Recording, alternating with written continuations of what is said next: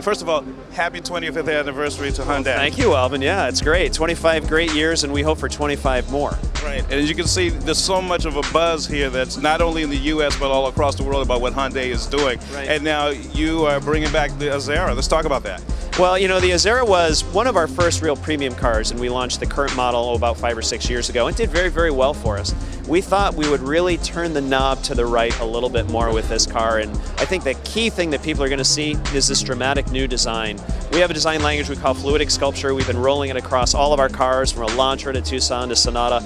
We think this is the best version yet. I mean, it looks fantastic on a large car like Azera, and we think it's going to draw a lot of people in the large car segment to it, because people who buy large cars don't want boring design, you know? Although, if you have a look out there, it seems to be pretty much all there is to choose from. So we think this will differentiate ourselves in the segment, just as Sonata did in the midsize segment. Well, speaking of design, let's talk about the new Veloster. Yeah, 3 doors, you know? So here's the thing.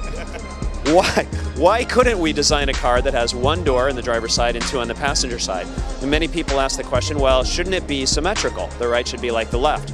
Our point of view is the inside of every car is not symmetrical, because you always have the steering wheel on one side, right, and the passenger on the other side. So we've adopted a door configuration that works well and matches the asymmetry of an interior.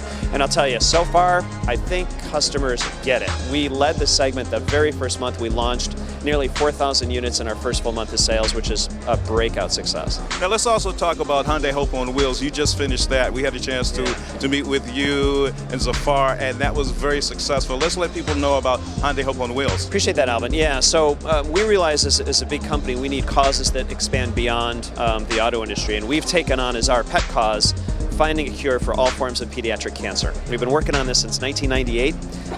This year, with our total donations of about $10 million, we've contributed in total $43 million to the cause. And to help kind of draw awareness to this, we dedicated about half of our ad budget in the month of September, which is Pediatric Cancer Awareness Month, strictly to awareness of pediatric cancer. So we spent over $10 million just in advertising to get people aware of this issue.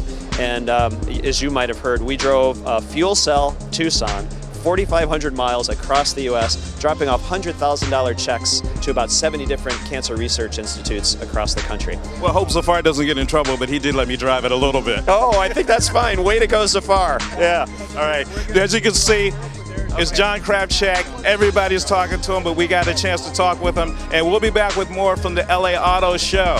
This is Planet Vehicle.